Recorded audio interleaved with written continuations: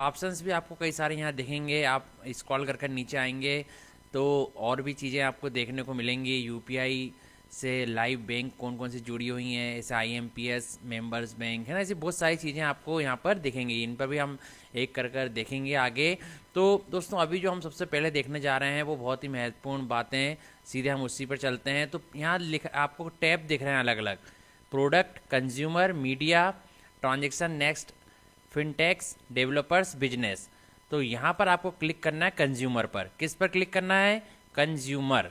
Consumer पर click किया तो यहाँ बहुत सारे ऑप्शंस आपके समक्ष आ जाएंगे। UPI complaint, other product complaint, ATM locator, check your any TC, FASTag status, Digi Saathi dot info, Bharat Aadhaar seeding enabler, base BAC। इस ऑप्शन पर हमें क्लिक करना है। क्या है ये? Bharat Aadhaar seeding enabler. इस पर क्लिक किया। जैसे ही क्लिक करेंगे तो आपके समक्ष कुछ इस तरह से स्क्रीन आ जाएगी। ये देखिए, बेस करके BASE, Bharat Aadhaar seeding enabler. Welcome to Bharat Aadhaar seeding enabler. अब आपको क्या करना है इसमें, यहाँ आपको कई सारे ऑप्शन दिख रहे हैं। पहला दिख रहा है होम, फिर आधार सीडिंग या डी सीडिंग। आप किसी भी अकाउंट नंबर से आधार को सीड कर सकते हैं, और यदि डी सीडिंग करना है, आपको आधार को हटाना है, तो डी सीडिंग भी वहाँ से कर सकते हैं। अकाउंट डिटेल्स देख सकते हैं, किस अकाउंट से आधार लिंक है। आधार मैप्ड स्टेटस, इसमें पूरी डिटेल आ जाएगी, तो इससे हम अभी देखेंगे। आधार मैपिंग हिस्ट्री दे सकते हैं, किन किन अकाउंट से मैपिंग हुई है, हमारा account number. Request status check, तो ये हम कर सकते हैं। ठीक है, तो हम यहाँ से पहले देखते हैं आधार मैप्ड स्टेटस। इस पर हम क्लिक करेंगे। किस पर? आधार मैप्ड स्टेटस। इस पर क्लिक किया।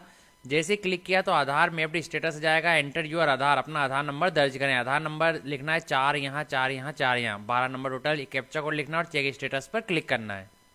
जैसे ही आप चेक स्टेटस पर क्लिक करेंगे, यहाँ लिखा आएगा Aadhaar 6 digit OTP send to your registered mobile number ending with, आखिरी अंक दिखेंगे, तो OTP को यहाँ लिखना है 6 अंकों के। ठीक है, फिर कन्फर्म पर क्लिक करना है। तो दोस्तों इस तरह से आ जाएगा आधार मैप्ड स्टेटस। आधार नंबर आपको आखिरी के 4 अंक दिखेंगे आपके आधार नंबर के।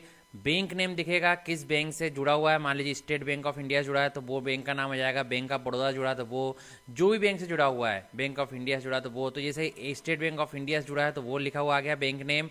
Mapping status enabled for DBT, मतलब ये लिखा हुआ होना जरूरी है, मतलब डायरेक्ट बेनिफिट ट्रांसफ़र जो है, जिसमें सीधे आधार से लिंक अकाउंट नंबर में जो है पैसे जाते हैं, तो ये लिखा हुआ होना जरूरी कि DBT के लिए इनेबल्ड है ना। तो इनेबल्ड फॉर DBT ये है।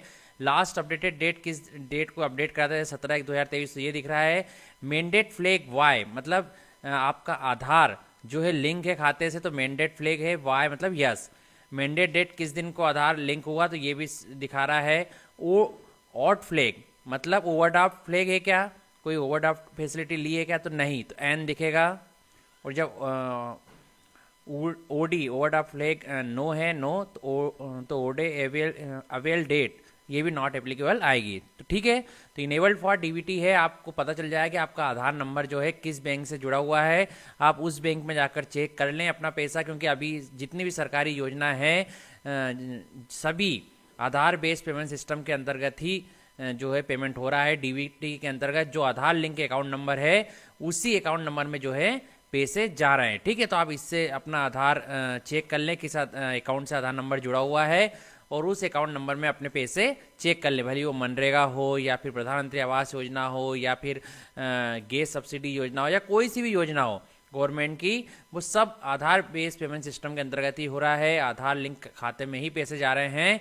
कोई सी भी सब्सिडी स्कीम हो, या PM किसान सम्मान निधि हो, कोई सी भी स्कीम हो, वो आधार से लिंक जो है उसी में उसी खाते में DBT के अंतर्गत पैसा जा रहा है। तो इस तरह से आप अपना चेक कर सकते हैं। ओपन पोर्टल है, कोई व्यक्ति घर बैठे अपने मोबाइल, कंप्यूटर, लैपटॉप चेक कर सकते हैं। ठीक है, तो ये चीज़ देख ली।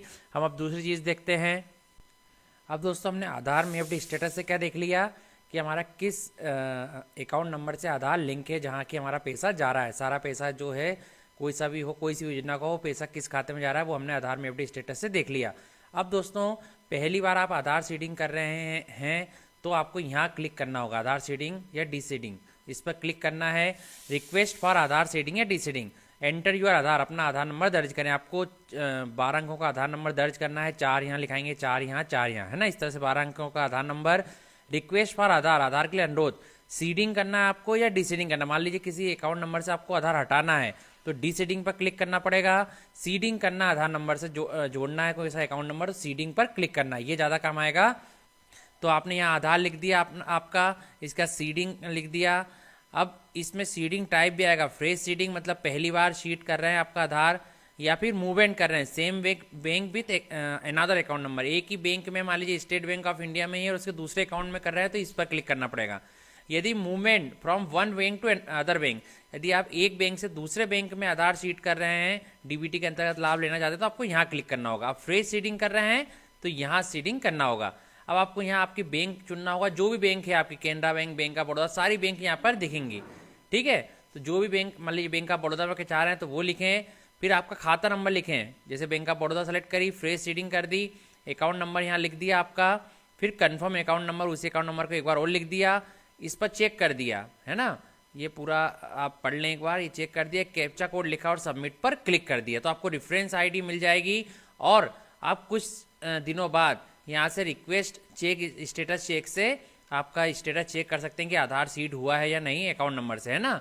आप इसमें एक बैंक से दूसरे बैंक में भी जो है अपना आधार सीड कर सकते हैं। तो फ्रेश सीडिंग ज़्यादा जरूरी पड़ेगा। तो इस तरह ये हो गया। आप यहाँ जाएंगे रिक्वेस्ट स्टेटस चेक, तो ये देखिए रिक्वेस्ट इनिशिएटेड स्टेटस, आधार के लिए अनुरोध, सीडिंग पर क्लिक करें, अनुरोध शुरू करने की तारीख, आप फ्रेश सीडिंग करिए तो यहाँ क्लिक करें। आपका जो रेफरेंस नंबर रहेगा, संदर्भ संख्या शुरू का तो लिखा रहेगा, जो रेफरेंस नंबर है वो यहाँ लिख दें, कैप्चा कोड डालें और चेक स्टेटस पर क्लिक कर दें, तो इससे पता भी चल जाएगा कि आपका भी आधार सीड हुआ है या भी पेंडिंग है। ठीक है, जैसे सीड हो जाएगा तो यहाँ से लिखा जाएगा कि आपका आधार सीड हो गया इस अकाउंट नंबर से। और आप फिर से आधार में अपनी स्टेटस से आप जान सकेंगे, जो मैंने पहले बताया कि आपका किस बैंक खाते से, किस बैंक से आपका जो है आधार लिंक है, और कोई सी भी योजना की सब्सिडी या कोई सा भी पैसा जो है आधार लिंक खाते में जो जा रहा है, आधार लिंक बैंक खाते में, वो किस बैंक खाते में जा रहा है वो आपको पता चल जाएगा। ठीक है, तो बहुत ही महत्वपूर्ण वीडियो है दोस्तों ये। आप बिल्कुल इस तरह से सारे कार्य केवल इसी पोर्टल के जरिए कर सकते हैं। ठीक है, तो और भी कोई आपको क्वेश्चन हो तो कमेंट बॉक्स में लिखकर जरूर पूछिए, मैं उस पर वीडियो बनाकर आपको बताऊंगा। और इसी तरह हर जानकारी से अपडेट होने के लिए आप मेरे साथ बने जोड़ रही है। आपको पता ही है मेरी यूट्यूब चैनल ऑनलाइन पंचायत है, और आप अधिक से अधिक सब्सक्राइब करें, जिससे आपको मेरे प्रत्येक नए वीडियो और प्रत्येक नए अपडेट की जानकारी प्राप्त होती रहती है। दोस्तों आप सभी का बहुत बहुत धन्यवाद।